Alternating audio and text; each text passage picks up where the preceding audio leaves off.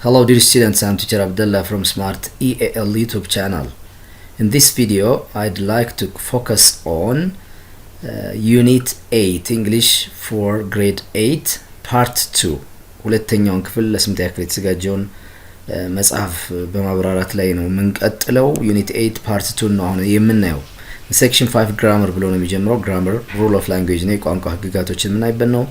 Lesson 11 adverse of frequency ይላቸዋል። adverbs ምንላቸው verbs words that modify verbs verben የሚገልጹ የቃላት አይነት ናቸው adverbs የሚባሉት። አሁን frequency የሚባለው adverb frequency ማለት number of repetition ነው፣ የድግግሞሽ መጠንን የሚያሳዩ how often something happens አንድ ነገር ለምን ያህል ጊዜ ስንት ጊዜ እንደተፈጸመ ለማሳየት እነዚህን የቃላት አይነት እንጠቀማለን። adverse of frequency የሚባል ይታወቃሉ፣ በተለይ እዚህ ጋር ተዘርዝረውላቸዋል። Study the following dialogue between Aster and Daniel. በአስቴር እና ዳንኤል መካከል ዲያሎግ አለ። አስቴር asks Daniel using how often or how often የሚል መጠይቅ ቃል WH question word ተጠቅማ ጠይቀዋለች። ስንት ጊዜ ማለት ነው? how often do you wash your body? አካል ሰውነትን ስንት ጊዜ ነው የምታጥበው ስትለው ዳንኤል I usually የሚል ተጠቀመ። I usually wash my body ነው። usually አሁን most of the time ነው፣ ብዙ ጊዜ በብዛት አብዛኛው ጊዜ ታጠባለሁ በሚል number of repetition number of what washing how often ስንት ጊዜ እንደሚያጥብ ለማሳየት usually የሚለውን ተጠቅሟል። usually ማለት በብዛት በአብዛኛው ጊዜ ለማለት ነው። አስቴር how often do you wash your hair ብላ ትጠይቃለች። ጸጉርህን ስንት ጊዜ ታጥባለህ? ዳንኤል I rarely wash my hair rarely ማለት ከስንት አንድ ጊዜ ማለት ነው። almost 5% ነገር ነው ብሎ ይገልጻል። አሁን እነዚህ bold written in bold የሆኑት adverse of frequency ይባላሉ because they show that something how often something happens አንድ ነገር ስንት ጊዜ እንደተፈጸመ ማሳያ ቃላት ናቸው። activity 8:15 fill in the blanks in the text about personal hygiene using the word below እንግዲህ እነዚህን ቃላት ተጠቅመን ከታች የምናስገባቸው blank ስፔሶች አሉ። ለምሳሌ what's the meaning of the word is in bold ይላቸዋል። meaning of the word ይሄ usually እና rarely የሚሉት አሁን usually ስትሉ most of time በአብዛኛው ጊዜ rarely ስትሉ ደግሞ almost never ነው or ከስንት አንዴ ወይም ደግሞ በቃ የሚፈጸምበት ጊዜ ከስንት አንድ ጊዜ አልፎ አልፎ የሚፈጸምበት ሁኔታ ነው ያለው ማለት ነው። ስለዚህ what can you say about the word order orderአችን ስታዩ usually ቅድሚያ የሚሰጠው ነው፣ rarely ደግሞ ዘግይቶ የሚመጣ ነው according to their frequency እንደ ድግግሞሽ መጠናቸው ማለት ነው። adverse of frequency showing የሚያሳይ ነው how often things happen ነገሮች ምን ያህል ጊዜ እንደተፈጸሙ ስንት ጊዜ እንደተፈጸሙ የሚያሳይ ነው። so you can understand their frequency number of repetitionአቸውን ለማሳየት ሚኒንጋቸው በዚህ ጋር ተሰጥቷቸዋል። always usually often sometimes hardly ever rarely seldom እና never የሚሉ ቃላት ናቸው። these are known as adverse of frequency የሚባሉት እነዚህ ናቸው። how often something happens አንድ ነገር ምን ያህል ጊዜ እንደተፈጸመ ማሳያ ነው። ግን ዲግሪያቸውን ስናይ የድግግሞች መጠናቸውን ስናይ always ስንል all of the time ነው፣ ሁሌ ማለት ነው። every day ይወክላል። always 100% ነው። usually ካላችሁ ግን most of the time ነው፣ በአብዛኛው ጊዜ ነው። usually በአብዛኛው ጊዜ almost አንዳንዶቹ 90% ብለው ይገልጻሉ። often or often ስንል ደግሞ much of the time ነው፣ ብዙ ጊዜ ለማለት ነው። ብዙ ጊዜ ስንል almost ወደ 75% አካባቢ የሚሆን ፐርሰንቴጅ ይኖረዋል ነው የሚሉት። sometimes ስትሉ ደግሞ some of the time ነው፣ አንዳንድ ጊዜ ነው። ይሄ ደግሞ sometimes ወደ 50% አካባቢ ሊኖረው ይችላል ላይ sometimes ስትሉ ማለት ነው። ሌሎቹ hardly ever rarely እና seldom የሚሉት almost never ነው፣ ወደ ኔጌቲቭ የቀረቡ ናቸው። never እንዳንል የሆነ ነገር አላቸው ታይም እንትን ድግግሞችን የሚያሳይ ግን የድግግሞች መጠን በጣም አናሳ ስለሆነ almost never ማለት የለም የሚያስብል ደረጃ ላይ የሚያስደርስ ማለት ነው። ከስንት አንዴ ብንላው በቃ almost የለም እንዳንል ከስንት አንዴ ሰውየው ይፈጽማል። አለ እንዳንል ደግሞ የድግግሞች መጠኑ አናሳ ነው። ስለዚህ almost never ይባላል ማለት ነው። almost none ብንላው የለም ለማለት የቀረበ ማለት almost never ወደ never የቀረበ ነው እንጂ የተወሰነ ፍሪኩዌንሲ ያላቸው ነው። never ካልን ግን not at any time ነው፣ በጭራሽ ምንም ነገር ያልተፈጸመ ከሆነ never zero frequency ተብሎ ይጠራል ይሄ ማለት ነው። ስለዚህ with most verbs we put the adverb before the main verb እንግዲህ እዚህ ጋር ሩል አለ፣ ፓተርን ናቸው። order of words የቃላት አደራደራቸው በሰንተንስ ውስጥ ሲመጣ ምንድነው የሚሆነው? with most verbs ይላቸዋል። በአብዛኛው ቨርቦች ጋር we put the adverb እነዚህን አድቨርቦች እናስቀምጣቸዋለን before the main verb ከዋናው verb በፊት ነው የሚቀመጡት በአብዛኛው verboች ለምሳሌ I never take I always go I usually eat I sometimes drink እያልን እንገልጻለን never ቀድሞ መጣ ከማን take የሚለው ከሜን verb ከዋና verb ቀድሞ ይመጣል አብዛኛው verboች በፊት ይመጣሉ አንዱ ህግ second with the verb to be ከሆነ ደግሞ እነዚህ is am are was were የሚሉ verboች ከመጡ we put the adverb after the verb ከverb to be በኋላ ነው የሚቀመጠው I am always ነው እንጂ I always am አትሉም I am always busy I am usually late I am sometimes just I am sometimes ብላችሁ ሌሎች ነገሮች ታመጣላችሁ I am sometimes በነገራችን ላይ ኮምፕሊመንት ነው እዚህ ጋር የሚመጣው I am sometimes ብላችሁ ለምሳሌ ፋስት ብትሉ ይቻላል ስለዚህ am ካላችሁ በኋላ ነው always የመጣው ማለት ነው ከverb to beዎች ከመጡ ከverb to be በኋላ ታስቀምጣቸው when a verb has two parts ሁለት ክፍሎች ካሉ ደግሞ ሁለት verboች ካሉ like present perfect ለምሳሌ has eaten የሚል ከመጣ the adverb of frequency occurs ይከሰታል between the two parts ሁለቱ መሃል ላይ ነው የሚገባው adverb of frequency ለምሳሌ she has never eaten ትላላችሁ I have never gone she has just eaten እያላችሁ ታስቀምጣላችሁ ማለት ነው never always ምናምን ብላችሁ መሃል ላይ ነው ታስቀምጡት the word sometimes ከመጣ ግን can occur in all three places ሶስት ቦታ ላይ መቀመጥ ይችላል ሶስት ቦታዎች የሚባሉት እነማን ናቸው in front of the sentence አረፍተ ነገር ሲጀምሩ sometimes I am busy ልትሉ ትችላላችሁ in the middle መሃል ላይ ሊመጣ ይችላል of a sentence አረፍተ ነገሩ መሃል ላይ or at the end of a sentence ወይም አረፍተ ነገሩ መጨረሻ ላይ ታመጡት ትችላላችሁ sometimes we practice together ለምሳሌ አሁን ምሳሌ ተመልከቱ sometimes አላችሁና we practice together አላችሁ sometimes መጀመሪያ መጥቷል we sometimes practice together አላችሁ መሃል ላይ መጥቷል we practice together ብላችሁ sometimes መጨረሻ ላይ መጥቷል ስለዚህ these are possible sometimes ላይ እንዲህ አይነት possibility አሉ ማለት ነው the other one to ask about the frequency of an action use ever or how often እንዲህ አይነት frequency መልሶች always usually sometimes በሚል መልስ እንዲሰጣችሁ ካስፈለገ ምን አይነት ጥያቄ ነው የምትመሰሩት ጥያቄያችሁ everን መያዝ አለበት have you ever eaten have you ever ምናምን ትላላችሁ ever experience life experience ነው የሚያሳየው ለምሳሌ በህይወት እንዲህ አድርገህ ታውቃለህ ለማለት have you ever eaten fish አሳ በህይወት በልተህ ታውቃለህ have you ever seen አይተህ ታውቃለህ በህይወት ለማለት ነው the other often ነው how often ነው የምትጠቀሙት how often ካላችሁ ስንት ጊዜ ነው ይሄን የምትሰራው ነው how often do you go how often do you eat how often does she write እያላችሁ ትገልጻላችሁ ስለዚህ በእነዚህ የሚጠየቅ ጥያቄ ለአድቨርስ ፍሪኩዌንሲ መልስ ለመስጠት ምቹ ሁኔታ ይፈጥራል do you ever ለምሳሌ brush your teeth do you ever brush your teeth እንደው ምን ታጸዳለህ እንዴ አይነት ነገር do you ever brush your teeth ያው ምን ያህል ጊዜ ታጸዳለህ የሚል ሴንስ አለው ነገሩ እዚህ ላይ present perfect ስላልሆነ ማለት ነው ይሄ ፍሪኩዌንሲውን ለማሳየት ነው do you ever brush your teeth ታጸዳለህ ብዙ ጊዜ how often do you brush your teeth ምን ያህል ስንት ጊዜ ነው የምታጸዳው ብላችሁ ልትጠይቁት ትችላላችሁ ማለት ነው the other one negative adverbs such as rarely negative adverbs አሉ by themselves not የሚል ሳይገባ ራሳቸው ቃሉ ኔጌቲቭን የሚያሳይ ለምሳሌ rarely seldom and never የሚሉ ከመጡ እነዚህ seldom እና rarely almost never ናቸው ወደ never የቀረቡ እንጂ completely neverን አያሳዩም never by itself እሱ ራሱ ግን zero frequency ነው should be used with an affirmative verb ነው ማወቅ ያለባችሁ እነዚህ ወደ ኔጌቲቭ የቀረቡና ይሄ ደግሞ ሙሉ በሙሉ ኔጌቲቭ ስለሆነ affirmative ማለት positive verb ጋር ነው I am not ever እንዳትሉ ለምን double negative ይመጣል ነው እንደውም እዚህ ጋር double negatives are not possible ይላል double negative ሁለት negative not never የሚል ከመጣ double negative of negative positive ምላሹ ወይም መልሱ አዎንታዊ ሊሆንባችሁ ስለሚችል እሱን ተጠነቀቃላችሁ ማለት ነው adverse frequency showing how often things happen ምን ያህል ጊዜ ድርጊቶች እንደሚፈጸሙ ለማሳየት ሌሎቹ ደግሞ እንደ adverse frequency የሚያገለግሉ every day every week every month ትላላችሁ every day ሁሌ every week በየሳምንቱ every month በየወሩ ትላላችሁ once ብላችሁ ደግሞ once a day twice a day twice a week three times a month ትላላችሁ thrice a month thrice ማለት three times ነው twice two times ነው once one time አንድ ጊዜ ሁለት ጊዜ ሶስት ጊዜ መቼ በቀን በሳምንት በወር ትላላችሁ four times a day five times a week እያላችሁም እኒህም they function like what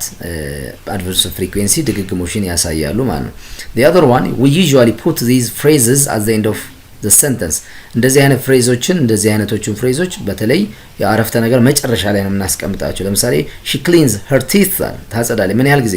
twice a day በቀን ሁለት ጊዜ። we go swimming ዋና እንሄዳለን። ስንት ጊዜ? every week በየሳምንቱ ብለን መጨረሻ ላይ እናስቀምጣለን። ባት ይላቸዋል። ነገር ግን we can also put them at the beginning of a sentence በተለይ if our emphasis is on the time ሰዓቱ ላይ ከሆነ ትኩረታችን መጀመሪያ ላይ እናመጣቸው። once a week ብላቸው በሳምንት አንዴ ነው የሚለው ላይ ትኩረት ለማድረግ አስቤ መጀመሪያ Hannah goes out for a physical exercise አካላዊ እንቅስቃሴ ለማድረግ ትወጣለች ብለን once a week ብለን መጀመሪያ ማምጣት እንችላለን። there is a kind of possibility። lesson 12 ላይ ስንመጣ activity 8:16 use the adverb and the correct form of the verbs in brackets አሁን adverb እና correct ፎርሙን ትጠቀማላችሁ according to the context ትክክለኛውን verb እና adverb ትጠቀማላችሁ ማለት ነው። so let's do together አንድ ላይ እንስራው። so the first one our teacher Mrs. ቤዛዊት ይላል። Mrs. ማለት እዚህ ጋር Mrs. ተብሎ ነው MRS የሚነበበው። Mrs. ማለት ወይዘሮ ማለት ነው። for married woman ነው ያገባች ሴት ከሆነ Mrs. ትላላችሁ። MISS ከሆነ ሚስ ይባላል። unmarried ነው ያላገባች ከሆነ ሚስ ነው። ይሄ Mrs. ቤዛዊት blank never be late for lessons ይላል። never ነው adverb of frequency be main verb ነው የተሰጣቸው። ይሄ ዋና verb ከማን ጋር ወደ ማን ይቀየራል? ወደ is am are ወደ ሚል ትቀየራላችሁ ማለት። ስለዚህ Mrs. ቤዛዊት is never በሚል is never late is ብላችሁ ነው never የምትሉት። ለምን? verb to be ስለሆነ ከverb to be በኋላ ነው never late for lessons። number 2 I blank often clean my bedroom ይሄ clean የሚለው action verb ነው። በነገራችን ላይ action verb ስለሆነ ከሱ በፊት often ይቀመጣል። I often clean ትላላችሁ። ብዙ ጊዜ አጸዳለሁ my bedroom at the weekend። number 3 my brother blank hardly ever help ይላል። helpም action verb ስለሆነ hardly ever መጀመሪያ ይመጣል። my brother hardly ever helps ነው ግን የምትሉት። ለምን? ብዙ ጊዜ እነዚህ adverbs of frequency they appear what in simple present tense ላይ ነው የሚመጡትና simple present ደግሞ verb 1 ወይ verb s ነው። ስለዚህ hardly helps ትላላችሁ። ስለዚህ action verbን የሚያሳዩ ከመጡ ከነሱ በፊት adverbs of frequency ታስቀምጣላችሁ። number 4 I blank sometimes be ይላችሁ። be verb to be ነው። I ነው subjecቱ። ስለዚህ I am ነው የምትሉት። beን የbe verb to be verb present ማን ነው? am I am sometimes ነው የምትሉት። I am sometimes bored in the math lessons ትላላችሁ። number 5 we blank rarely watch የሚለው action verb ነው። we rarely watch football on TV ትላላችሁ። rarely watch number 6 you and Ujulu blank never play action verb ነው። አሁንም never መጀመሪያ ነው የሚመጣው። you and Ujulu never play computer games with me ትላላችሁ ማለት። number 7 you blank usually be ነው verb to be ነው። verb to be ከመጣ እሱ ይቀድማል። subject to you ነው። ስለዚህ you are ትላላችሁ። you are usually at the sports center on Sunday ትላላችሁ። finally the school bus blank always arrive ትላላችሁ። arrive verb to action verb ነው። እሱ ይቀድማል ከሱ በፊት verb to be ይሄ adverb of frequency ይመጣል። the school bus always ብላችሁ school bus third person singular eaten ስለሚተካ the school bus arrives ነው የምትሉት። the school bus always ብላችሁ arrives s ትጨምራላችሁ። at 8:30 በሚል ትሰራላችሁ። ስለዚህ ፓተርናቸውን በዚህ መልክ ፕራክቲስ አደረጋችሁ ማለት ነው። the next one activity lesson 13 activity 8:17 read each situation and then answer the questions ይላችኋል። ሲቹዌሽኑ እዚህ ጋር ተሰጥቷል። መልሱን ትሰጣላችሁ። አሁንም how much do you understand the frequency adverbs ምን ያህል እንደተረዳችሁ ማሳያ ነው። አህመድ usually does his homework ይላል። usually ነው የተጠቀምነው። most of the time ነው። ያብጸጋ always does his homework ይላችኋል። ይሄ ደግሞ always ነው የሚፈጽመው። finally ክፍሌ never does his homework ይላል። ይሄ ደግሞ zero frequency ነው። ይሄ ኦርደር ስናይ always ይቀደማል፣ ቀጥሎ usually then never ነው የሚመጣው ማለት ነው። ስለዚህ who is the best student ይላችኋል። best የሚባለው አሁን በዚህ ሁሌ ስራ ላይ የተገኘው ሰው ማን ነው? ያብጸጋ ይሆናል ማለት ያብጸጋ best student ነው። ኦኬ the second one ሁለተኛው ጥያቄ ኖርማሊ እዚህ ጋር የተዘረዘሩ ሰንተንሶች አሉ። ይሄ ሁለተኛው ጥያቄ ለላይኛው ነው የሚሆነው። ይሄ with the best student የሚለው የመጀመሪያው ጥያቄ ለላይኛው ይሆናል ማለት ነው። ስለዚህ the weather is rarely cold in summer ይላል። rarely ነው ቅዝቃዜው ከስንት አንዴ አልፎ አልፎ ነው። the weather is sometimes አንዳንድ ጊዜ ነው እንትን የሚለው the weather is usually cold ነው ደግሞ በብዛት cold ይሆናል። ስለዚህ if you don't like cold weather ማትወዱ ከሆነ which city might be good for you to live in የትኛውን ከተማ ትመርጣላችሁ? እናንተ ማትወዱ ከሆነ ማንን ትመርጣላችሁ? rarely cold ሰመራን ነው የምትመርጠው because rarely ስለሆነ ማለት ነው። the other one who uses sugar most frequently ስኳር most frequent በብዛት የሚጠቀመው ማን ነው ከነዚህ አንዱ I usually put sugar in my tea ይላል usually አለ ራሄል sometimes ነው puts sugar sometimes ነው የምትጠቀመው ዛህራ ደግሞ always puts ነው ስለዚህ most frequently የምትጠቀመው ማነች ዛህራ ነች ማለት ዛህራ always ስለሆነ ማለት the other one who probably hears much English ይላል who probably hears much English በብዛት much English በብዛት እንግሊዘኛ የሚሰማው የትኛው ይመስላችኋል አሁን ከላይ በተለይም usually watches film ነው usually ነው ቦንቱ seldom ነው seldom almost never ነው ከልጃ always watches ነው ስለዚህ ማን ይሆናል ማለት ነው ከልጃ ትሆናለች ማለት always ስለሆነ watches film የምታደርገው ስለዚህ እንግሊዘኛ ጋር more ቅርበት ያለ እሷል finally number 5 ነው who will the laws most likely give a warning to ይላል who will the boss ማለት አለቃ ማለት ነው who will the boss most likely give a warning to ለማን ማስጠንቀቂያ የሚሰጥ ይመስላችኋል በዚህ ሲቹዌሽን ሚስተር ከበደ is seldom late to work seldom almost never ነው ብለናል ከስንት አንዴ እንጂ አይዘገይም ማለት ነው seldom ነው አያረፍድም ወደ ስራ ሚስስ ለምለም is usually late እሷ ደግሞ በአብዛኛው ጊዜ ታረፍዳለች ሚስተር ጃፈር is always late ሚስተር ጃፈር ደግሞ always ሆነ ሁሌ አረፈደ ስለዚህ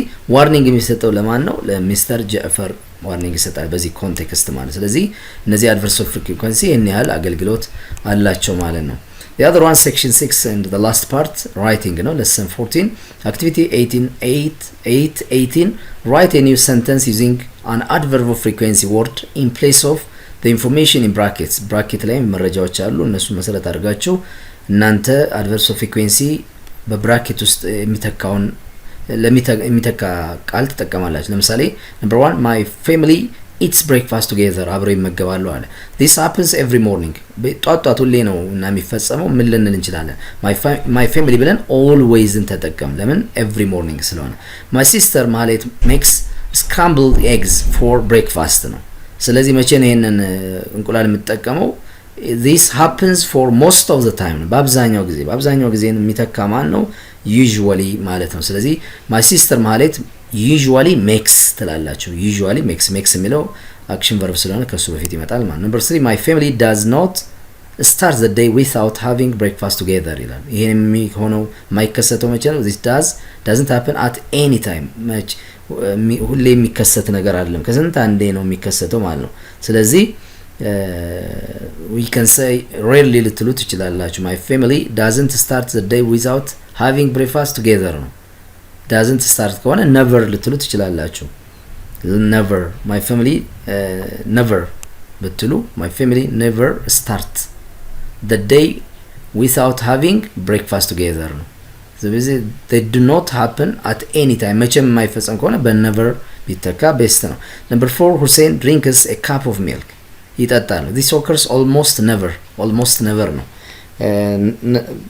በቃ አልፎ ነገር ነው የሚፈጸመውና number 4 በምን ልንተካው እንችላለን በseldom ልንተካው እንችላለን ለምሳሌ ሁሴን seldom drinks ልትሉ ትችላላችሁ the last one ጴጥሮስ rides a bicycle ያሽከረክራል this happens much of the time much ካለን ወደ often የቀረበ ነው አይደለ ስለዚህ ጴጥሮስ often rides ትላላችሁ ማለት ነው ስለዚህ በዚህ ሁኔታ adverse of frequency more understand ታረጋላችሁ ማለት ነው lesson 15 to 16 ያለው ደግሞ activity 8 19 study the pictures together with the notes under each ኖቶች አሉ ኖቱን ከታች ያያያችሁ ፒክቸሮችን አንደርስታንድ ለማድረግ ትሞክራላችሁ imagine that each picture is about you ስለናንተ እንደሆነ ምስሉን አስቡና write a paragraph about your personal hygiene ስለናንተ የግል ንጽህና አንቀጽ ተጽፋላችሁ use an adverb of frequency to describe it እንግዲህ የትኛው አክሽን ነው always የሚፈጸመው የትኛው ነው sometimes የትኛው ነው rarely በሚለው እነሱን አይታችሁ ፓራግራፍ ጽፋላችሁ። ለምሳሌ you may begin as follows ምን ብላችሁ ልትጀምሩ ትችላላችሁ? I take a shower every day ትላላችሁ። አሁን ለምሳሌ take a shower አለ እዚህ brush my teeth ጥርሴን አጸዳለሁ፣ wash my face ፊቴን አጥባለሁ፣ cut my nail ጥፍሬን ቆርጣለሁ፣ wash my hands እጆቼን አጥባለሁ፣ comb my hair ጸጉሬን አበጥራለሁ፣ finally clean my shoes ጫማዬን አጸዳለሁ የሚሉትን ስንቴ ሁሌ የሚፈጸሙትን ሁሌ sometimes ከሆነ sometimes እያላችሁ አንድ ፓራግራፍ ትጽፋላችሁ ማለት በዚህ I take a shower every day I brush my teeth twice a day እንደዚህ እያላችሁ አንድ ፓራግራፍ that talks about your daily routine ማለት ነው ሁሌ የምትሰሯቸውን ስራዎች የሚያሳይ አንድ ፓራግራፍ ትጽፋላችሁ በዚህ መሰረት adverb frequency easily understand ማድረጋችሁን እናረጋግጣለን ማለት ነው It's all about unit 8 part 2 እንግዲህ በዚህ መልክ ተጠናቋል part next unit 9 ነው የምንቀጥለው still then have a nice time